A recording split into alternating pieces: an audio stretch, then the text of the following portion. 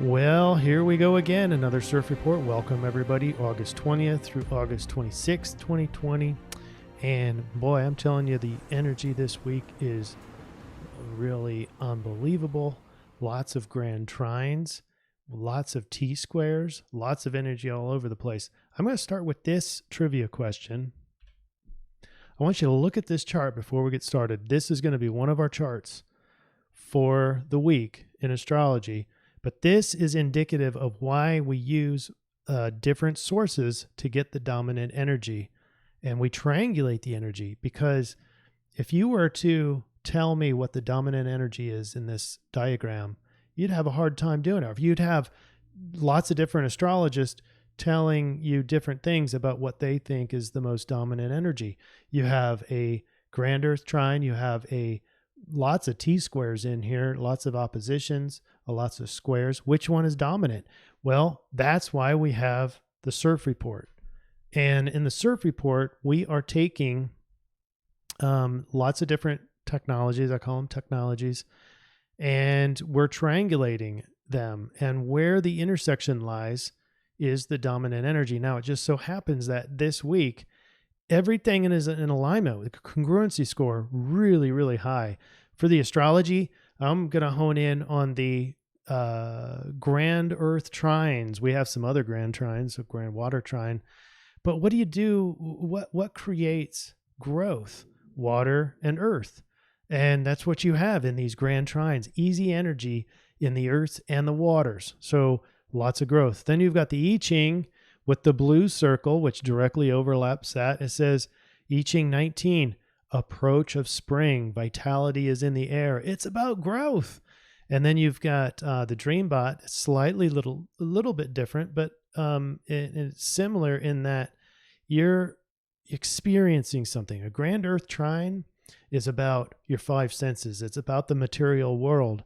And in the material world, according to E equals MC squared, it's all about vibration and frequency, and that's what the collective is seeing. So we're going to go through all these, but I want you to really recognize this is an unusual CIRF report because everything is directly related to each other with a very high congruency score. So overall, the meaning of today's influence is we're going to be forced to experience the vibe. And it's not suggesting that it's good or bad. It's not like it's a positive or negative thing. It's just a vibe. And then if you hang into the final part of this report, should be about 30 minutes, then I'll give you the solution. And I'll give you a specific slide with specific behaviors on how to encapsulate, how to best handle this energy for your best good and the most progress. It's about growth this week, but mostly about the influences about experiencing that vibe. All right, let's get started next.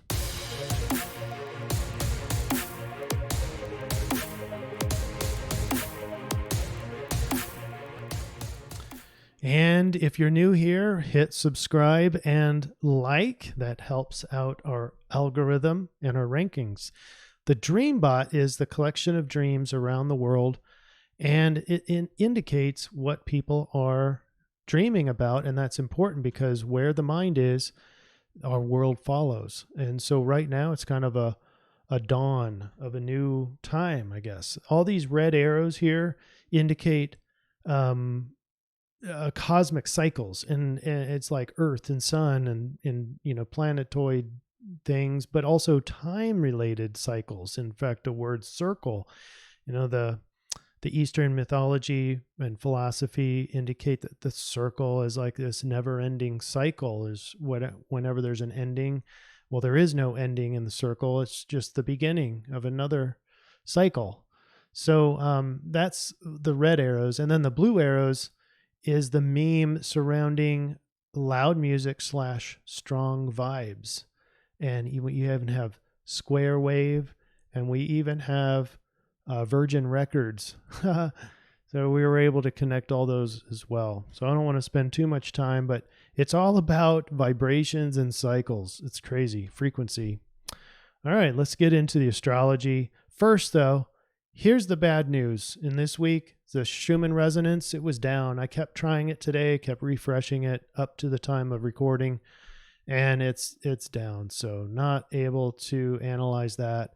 In the Global Collectiveness Project, and by the way, I have this new little blue highlighter for my cursor. So look for the blue circle, and you can see at the very edge of where we are on the timeline here, the variance of the collective consciousness is increasing, and that's it's not good or bad. It just means that we're having a little bit more variance. So people's minds, people's thoughts are a little bit more varied now. We're not all coherent. Okay. And that's the trajectory. But without the Schumann resonance, I can't really make any inference about where we are in terms of, good or bad, or what's happening there in the next couple of days. All right, astrology. We have Mercury going into Virgo, and I'll include this little highlighter here.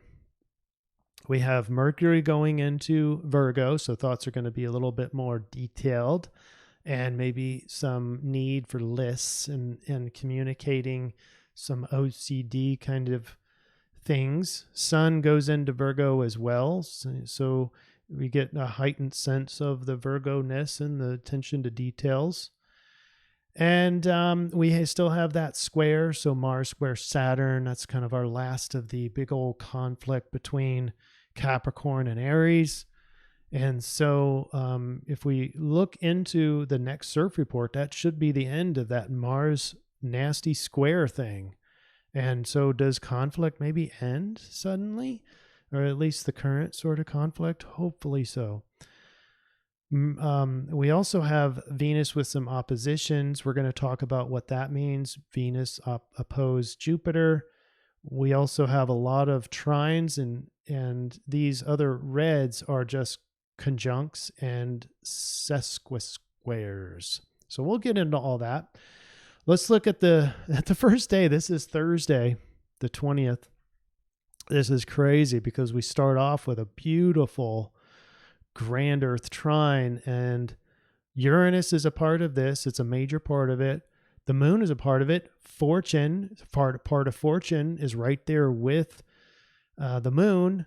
And so we're looking at a very fortunate, positive energy, easy energy that day. We have two oppositions. And one of those is, if you think about it metaphorically, analogously, we have Venus in Cancer. And so that's some protective relationships. We're going to cover that later in the week. And we also have Neptune. So you have water and earth, and that's going to be growth. Now, of course, you do have the Mars square. It's still there. It's Aries heading off against the Ram, or the Capricorn goat. It's the Ram versus the goat. And they like to butt heads. And then you've got the last of Leo with the sun. Little reminder here, you've got Mercury that's still within the combust of the sun. So thoughts are a little bit hazy, logic, but it's starting to clear up. And it's just it's not an on-off switch that happens at 8 degrees orb. It's a gradual thing. Mercury a little bit faster across the sky than the sun. But overall, enjoy this day. This is an easy energy day. That's Thursday, the 20th of August. Now, we talked about Mercury going into Virgo, and Mercury still combust. On Friday, the 21st, now we have lots of easy energy. Mercury and the sun, still technically conjunct, are both have trines over to Mars and Uranus. And so you can see that bulk of triangles there. That's several trines together. Trine indicates easy energy. So easy energy between thoughts and ego and change.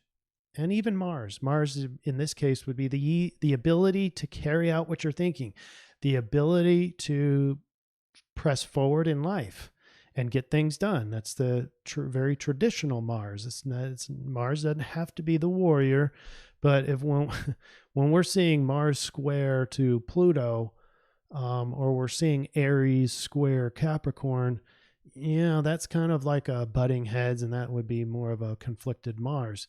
But over to your thoughts and your ego and details, attention to detail, that's the Virgo. That's going to be easy, and it's easy change. So we have Uranus, who's in this all week in this constant double trine. So be looking at Uranus as kind of the key figure here. It's change. Whenever you have growth, you have change. You can't grow and not change. You can't just grow and grow more of where you are. Even more of where you are is still change. So Uranus is still a huge factor this week, according to all of our technologies, as indicated down below in our summary slide. All right, on Saturday, we are experiencing our first of a T-square. So you have the moon oppose Mars, and on the one side, moon emotions are with justice and Libra and beauty and harmony and close relationships, and Mars is over there at home with Aries, and so it's one or the other. It's like peace and harmony versus conflict and selfishness. Moon in Libra is a very giving, a very self-sacrificing section. Pisces is not the only self-sacrificing here in the zodiac. Okay, so you have then the T-square with Jupiter, Pluto, Saturn, the reverse positive transformation of the government status quo, but that's a trap.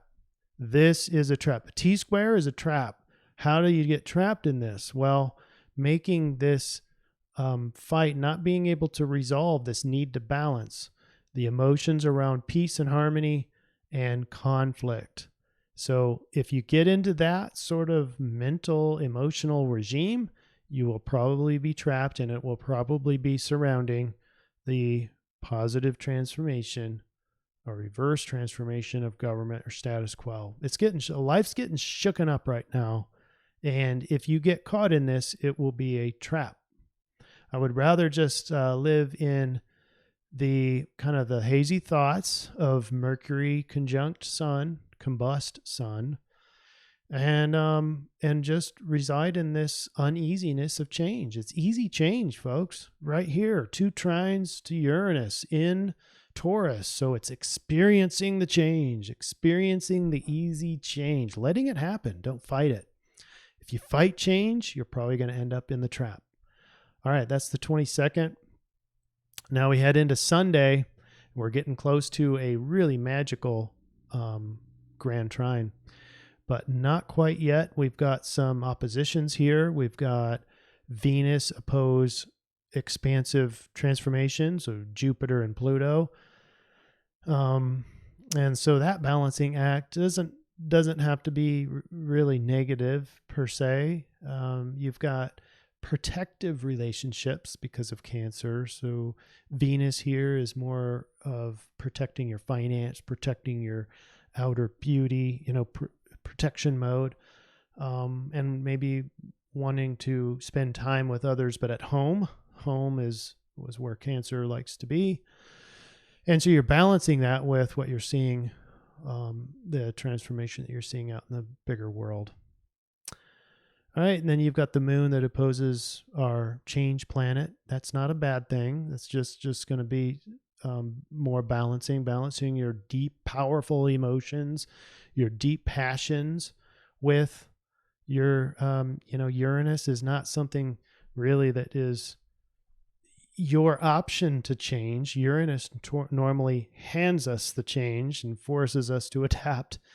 And so that's where we are. Moon in Scorpio is really passionate about something and wanting something to be a certain way, while Uranus in Taurus is, you're going to have to just go with the flow. So both of those things, those concepts, you've got to really balance those on that day, on Sunday. Then on Monday, you can see this is a grand water trine. So Venus, Moon, Neptune is in a grand trine. So it's a grand water trine. And of course, we still have the Mars square. We still have Venus with the oppositions. Look at the part of fortune is with Pluto. So it's very fortunate to be spending time transitioning, transforming, spending time with your inner power. Pluto, it represents the strong inner power. It rules Scorpio. So we're back to the deep, passionate emotions. And it's very fortunate to be in that regime and being able to balance that with your need to protect your relationships or your finance in Cancer. All right. But feel the emotions. This is a very spiritual, mystical day. This is the 24th on Monday. And this would be a good time to dream. Good, easy time to just kind of relax and take everything in. Great day to be with your loved ones. That's the Venus part here. Be with your loved ones, maybe at home, maybe not, maybe at their home. Who knows? But easy time to enjoy the fruits of water signs. That'd be like mystical kind of stuff, transpersonal kind of stuff, dreams, telepathy, etc. All right, so read into that. Now, I'm not saying it's all good. A lot of emotions, a lot of my clients who have grand water trines, they also experience these deep, powerful emotions that feel like tidal waves at a time, look like they're going to drown in the emotion. So you might feel that too. It's just an energy, and it's not all positive, even though it's a grand trine. It's very powerful. So you're going to feel heightened sense of emotion, maybe positive, maybe negative, and you're going to get some more transpersonal insights. All right, on Tuesday, this is a beautiful kind of multi-tiered grand trine, grand Earth trine. So back to Uranus, Sun, and Mercury. By the way, this is the last day of hazy thoughts and logic. Mercury is now 8 degrees away from the Sun. Woohoo! So no longer combust. And then the other side is Jupiter. So very positive. My mind and thoughts are getting more clear and away from the Sun. Sun also, by the way, in Virgo now. So it really is like attention to detail, maybe OCD if you're extreme in this case, and double checking things and making lists and just paying attention to things. And that shouldn't stop you from good, healthy change in Taurus and the material world. So the Earth signs is about your 5 senses and being in the physical world and experiencing it deeply. This is the growth. We already got the water from before. We got the fantasy, the water signs the day before. And now we're getting back to the earth. So this is the real world. This is the physical world. Pinch your skin. That's the physical world. That's the earth. That, to go take your shoes off, go outside and walk in the grass or walk in the sand. And that is the day, that is this alignment, is the grand earth trine. Get out there, experience the beauty of the physical world. And then on Wednesday, the grand earth trine continues, but this is the crazy energy that I was mentioning before. You try to pick out the strongest energy that you can from this alignment or this day full of alignments. I think you'd be hard pressed to find that. I mean, you've got an opposition, you got a triple opposition to Venus.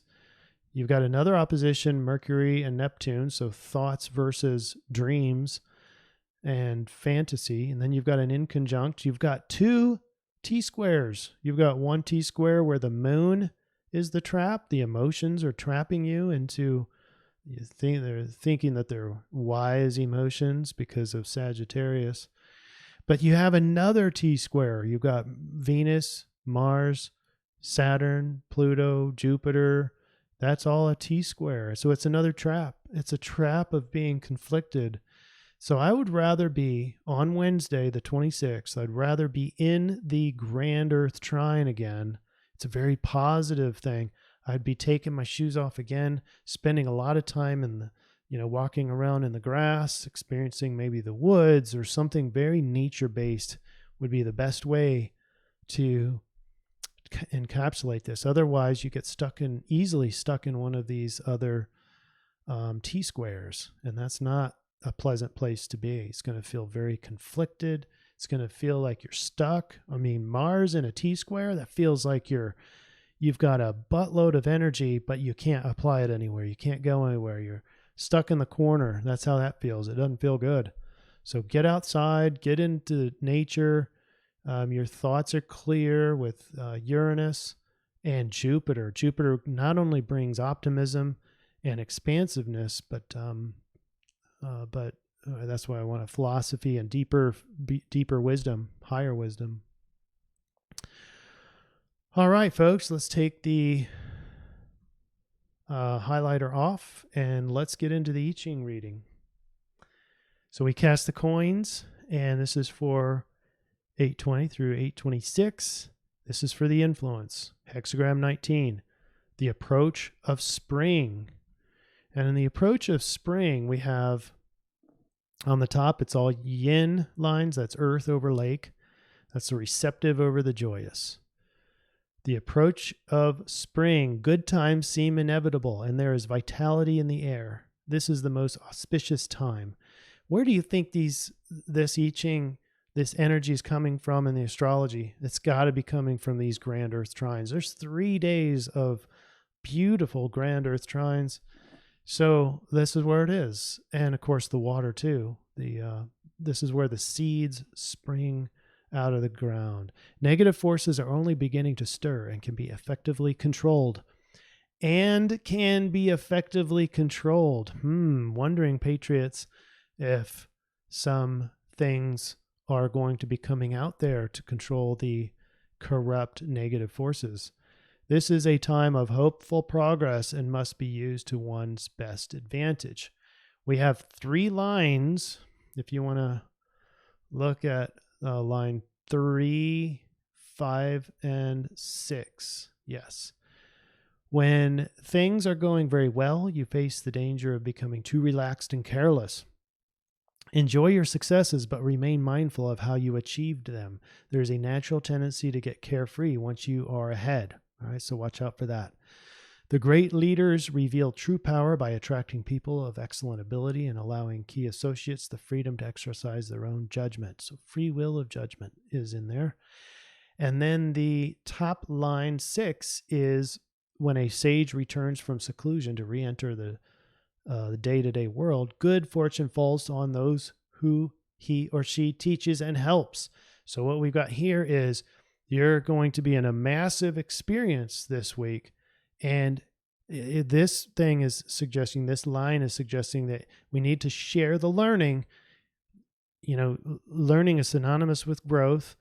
The influence for this week is feeling that frequency and growing, but also learning. It's all commensurate together.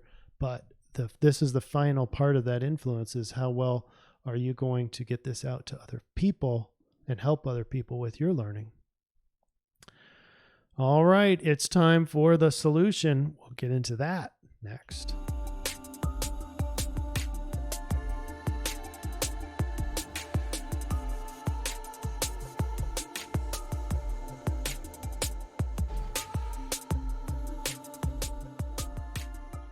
And make sure you head to intervention.com for any sort of reading or astrology coaching or life coaching or any psychotherapy, and we're gonna help you achieve a better life.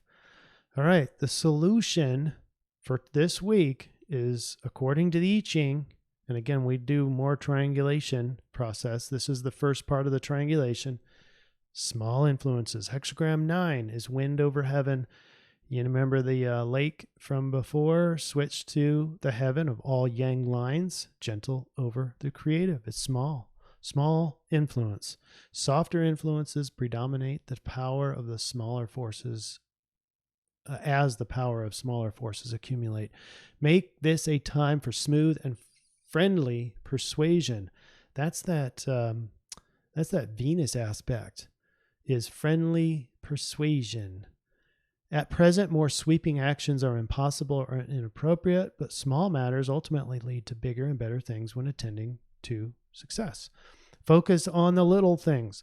When you cannot do much to affect large matters, persuasion and subtle influence prepare the way for stronger moves in the future. Use your intuition to chart your long-term course, but avoid bold action. They are unlikely to work. I want to reiterate, use your intuition to chart your long-term course. The intuition is something that can be learned. We have a podcast over at intervention.com with Bill Bennett, and he'll teach you how to increase your intuition. That's free. That podcast is free. You can find it on Apple Tunes or wherever you get your podcasts. Chances are you'll be able to find it. But also human design, if you haven't had your chart yet, that will show you a more specialized way to garner your individual intuition. So intervention.com, go there now and sign up for a human design reading. Gentleness is the key word here regarding whatever is on your mind right now. Gentleness combined with determination is likely to generate more progress than brute force ever could. All right, so it's not about force, it's about easy, subtle influences. All right, that's according to the I-Ching. Now, let's get back to our highlighter.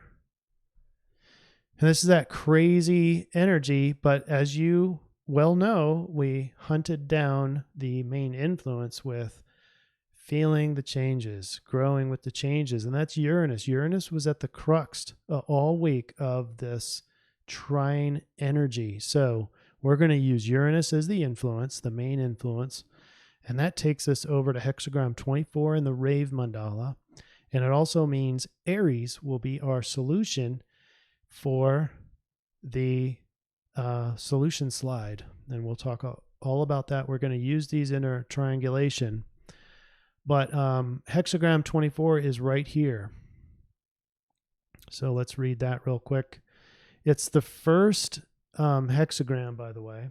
I mean, the first line, sin of omission. Transformation that requires retrogressive periods before renewal can take place. Interesting that it's talking about transformation as well. The will to triumph, and in this case, the faith that the end justifies the means. Inspiration that demands a reassessment of past thinking before a rational concept can be established. So we're going to have to include Mercury in this week's solution. The downside of this week, according to the Rave, is that the self-delusion, which unnaturally justifies periods of retrogression. Inspiration that leads to an irrational focus on what is past. So be looking at your past thoughts. And I don't want to make a big thing of this, but it's important.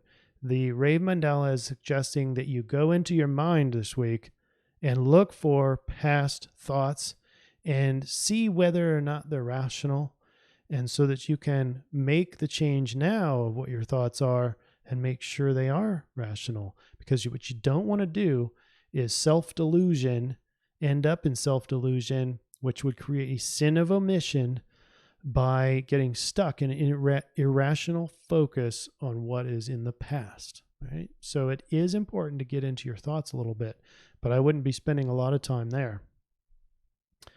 All right, guys, here it is.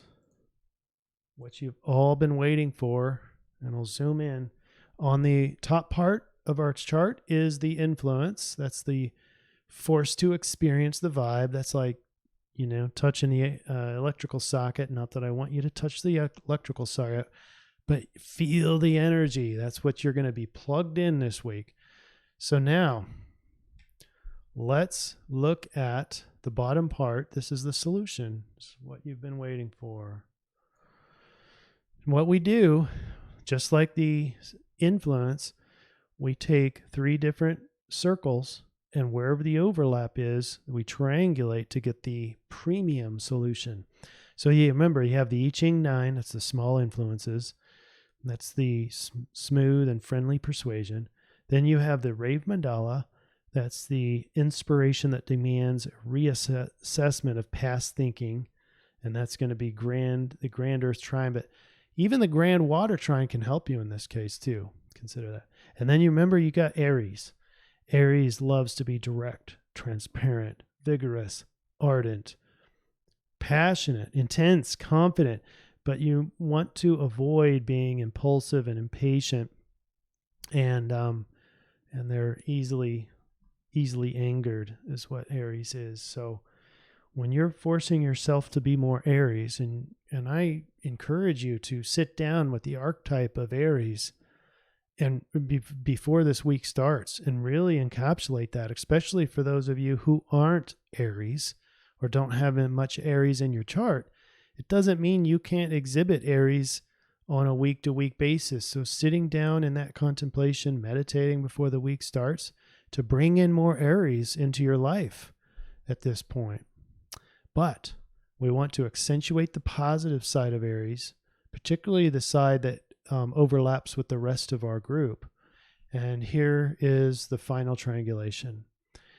Mental acuity, still unreliable, at least the first part of the week. That's the Mercury still combust. Must reassess old ways of thinking, though. So we do need to use that Mercury. We do need to go into a thinking mode and think about whether or not our thoughts are rational. All right.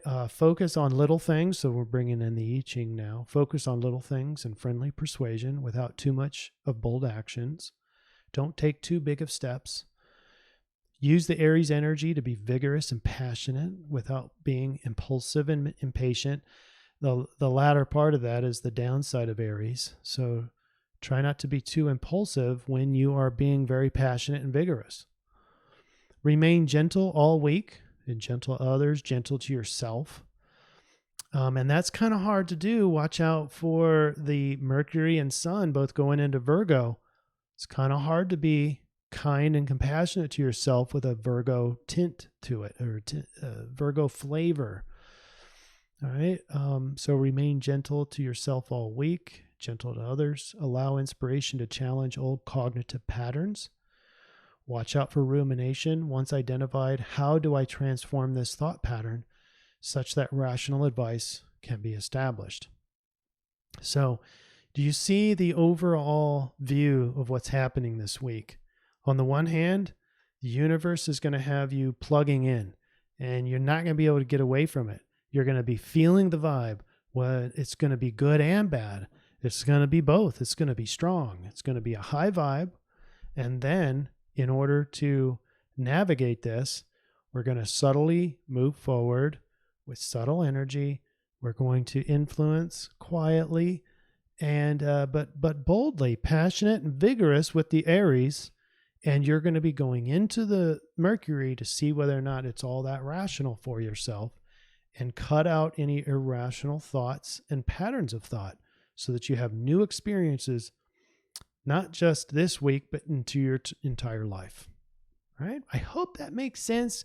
If I missed something or I was confusing in some way, please write a comment below, and I'll answer your questions as I get time. Thanks, everybody, and we'll see you in another CIRF report. Bye.